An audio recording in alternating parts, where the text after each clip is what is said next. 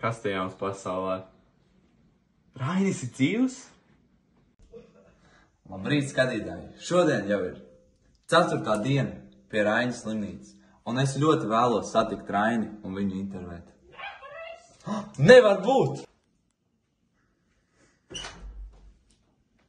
Sveikš, Pliekšāņa kungs! Es vēlos jūs intervēt, vai drīkst? Labdien, jaunieti! Mamma stāstīja, nedod mums personāla informācijas svešiniekam. Es apsolu, es to informāciju tikai izmantošu skolas projektam.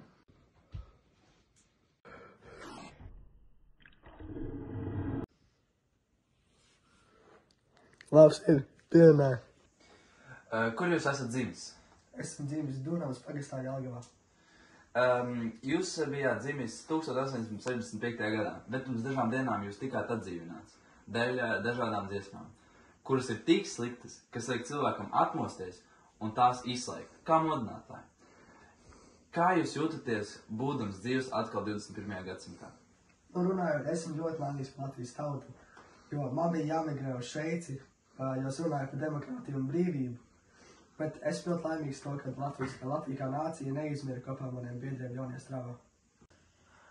Ko jūs darījāt izsūtījuma laikā? Šajā periodā es uzsāku savu literāro karjeru, uzrakstīju savu pirmo lūgu Zelta zirgs, un es sāku rakstīt savus pirmos ceļoļus un tulkoju populārus ārvalstu grāmatas tautiešu valodā.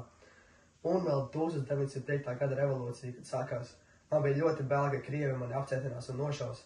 Tādēļ es bēgu uz Šveici un tāpat turpināju savu par Latvijas brīvību.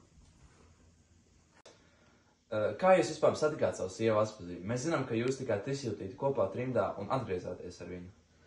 Jā, es Aspazīti satiku jaunajā strāvā. Viņa bija arī grupas biedrs, mēs arī bijām trimdā, kā jūs minējāt. Un mēs ļoti viegli sagājām kopā. Vispārībā. Šitais ir labs brīdis pieminēt, ka Aspazīti tika atdzīvināta ar šo pašu metodi pirms dažiem gadiem. Aspazīti dzīva! Aspazīti dzīva! Šī man iespēja satikt Raini.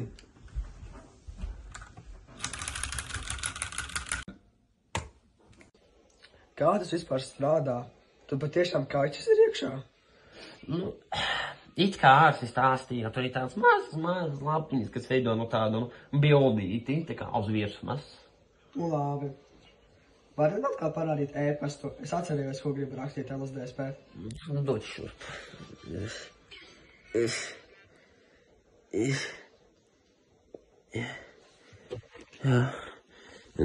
Tev ļoti e-pasts. Es nevaru izlasīt, pārāk būtiski malkiņi. Jā, dod šurp. Sveiki, Jāni, Pliekšāņa. Mans vārds ir Ēriks Ēšenvalds. Es gribu pasaules slavens komponists. Es tiešām gribu jums satikties un parunāt par dzīvi. Ēriks Ēšenvalds. Vai tev jums satikties pasaules slavens komponists? Ēriks Ēšenvalds. Pasaules slavens? Es tādu neesmu dzirdējis. Visticamāk, tu esi tādu dzirdējis, nekā šies aizmirsies. Tā tev pīle man arī vīsies aizmirsies. Varbūt. A tu tādu zini? Es laikam jau zinu, vārds ir dzirdēts. Labi. Iesim tad kopā uz smukākiem mēs apdivējam. Labprāt! Labdien, Raini. Labdien, Ēšenvaldi. Labdien, Aspazīti. Nomierinies, Raini. Visu labi. Labi. Ejam apsēties slogu. Tā, Ēšenvaldi, stāsti man. Kā tu peldi maizi un no kura pagasta nāca? Esmu komponists no Priekulas. Tu teici, ka savā vēstulē, ka esi pasaules slavens. Vai tu arī ārpus valstī kaut ko darbojies? Jā, es esmu vairāku ārpus valstu koru konkursu dalībnieks. Un es arī uzstājos, piemēram, Spānijā, Jaunzēlandē, Amerikas Savienotajās valstīs un pat Ķīnā. Kādos žanros un valodās tu komponē? Es parasti komponēju koru mūziku vai kameru mūziku. Kameru mūzika ir tāds klasiskās mūzikas žanrs, kurā mūziku veido pielietojot ļoti mazu daudzumu instrumentu un cilvēku. Raini, lūdzu aiztais ausis. Labi. Es parasti rakstu angļu valodā. Vai tu esi kādu mani daļai veidojis kompozīciju? Nē, esmu. Bet apsols nākumu uztaisīšu pēc tavas izvēles. Tad es būtu pateicīgs par karamētas kompozīciju. Oho, es nekad neesmu dzirdējis par tādu darbu. Kas tas ir? Jāzeps Vītols, man sencenais draugs, uzrakstīja šo dziesmu. izmantojot manējo dzejoli un tās nosaukumu, kas tika iekļauts manā pirmajā dzejoli krājumā Tāla noskaņa zilā vakarā, ko es uzrakstīju trījums laikā Slobodaskā, un es gribētu dzirdēt mūsdienu komponistu interpretāciju. Vai tu varētu pārspēt Jāzep Vito? Protams, ka spēšu. Tas ir perfekts dzejos man, jo rakstu tieši kora mūzikas. Jūs to noteikti izbaudīsiet. Raini, paskat, cik man skaista mājiņa sanāca. Kāds bija tevs mājas bērnībā? Tu zini, man tāds mājas īsti nebija. Kā to saprast? Mans tēvs bija pusmūžu nomātājs un apsaimniekotājs. Tādēļ mēs ļoti bieži mainījām dzīves vietas. No 1865. gada mēs 4 gadus nodzīvojām Tandanovā, 3 gadus Rondenē un 9 gadus Breķinovā. Tā arī pagāja mana bērnības un pusauģu gadi. Kāda bērnība bija tev, Ērika? Un īstenībā ļoti jauka bērnība. Skolā biju teicamnieks. Un pēc savu skolotāju ieteikumiem pat pievienojos jauniešu pulciņām. Tajā mēs apspriedām dzīves jēgu, ko katrs gribam sasniegt. Dalījāmies savās izjūtās, pārdzīvojumos, stāstījām par savām sliktajām īpašībām, kaut kādiem ieradumiem. Man arī ļoti patika dzīvoties laukos bērnībā. Tur bija tik skaista daba, un es arī bieži no tās iedvesmojos. Kā tu sāki komponēt? Sākumā es to darīju vispār bez nekāda entuziasma, un arī neizdevās nekas. Bet vienu dienu mūzikas skolotāji ierosināja to paņemt nopietnāk. Es padomāju, kāpēc gan ne? Tāpat man ir daudz brīvā laika. Tolaik bija ļoti populāra Whitney Houstona. Visi dziedāja un klausījās viņas dziesmas, bet bija viena problēma – nebija nošu. Tādēļ es pašadīgi sāku analizēt viņas dziesmas un ļoti daudz ko no tā iemācījos. 11 gados sāku ķimrēties pie klavierēm un komponēt dziesmiņas muzicēšanai baznīcā. Var teikt, ka tie bija pirmie soļi lielajā komponēšanā. Tas ir tik ļoti iespaidīgi. Tu jau tik ilgi komponē. Kas tev visu šo laiku iedvesmo radīt jaunus un jaunus darbus? Bieži vien man iedvesmo kāda glezna, notikums vai pat dzeja. Man ļoti tuvi latviešu dzejnieces Paulīnas Bārdas dzejoļi. Jau no bērnības man ir īpaša daba. Man bija kādi 5-6 gadi, kad reiz rīta agrumā iebridu dzestrajā upītes ūdenī un piedzīvoju ko īpašu. Bāžu roku zem ūdens, meklēju savu žiku un pamanu to, cik skaisti spoguļojas saules starpi ūdens virsmu.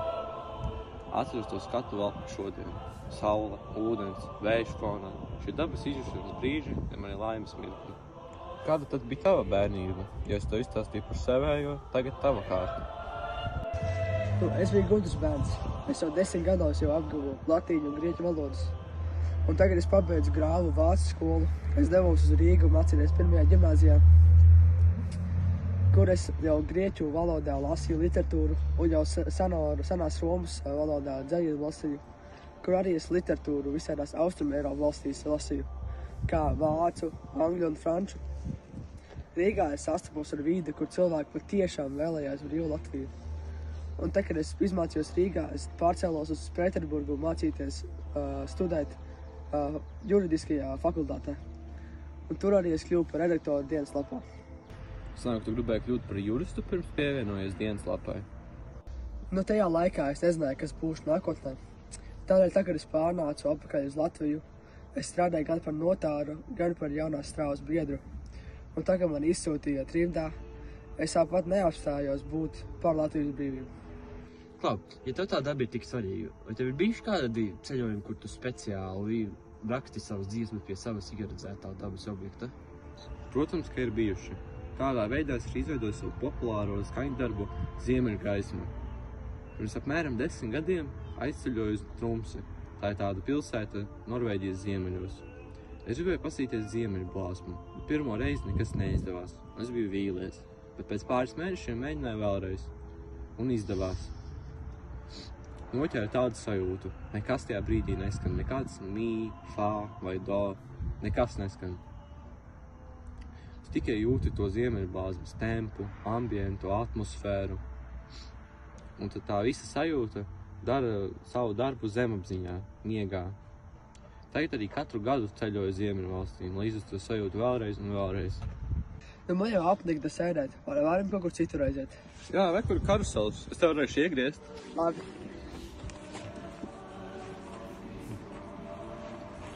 Viņas teica, viņas vajadzētu savu pavisam pielāgojušās pie pielāgošā dzīves, bet notiks. Jā, esmu pamanījis. Kā tevi vispār? Nē, protams, intelektuāls, kā Rainis. Bet, es, kad biju mazs, es arī baigi daudz lasīju. Tās vairāk valodās. Pagari, Mārī!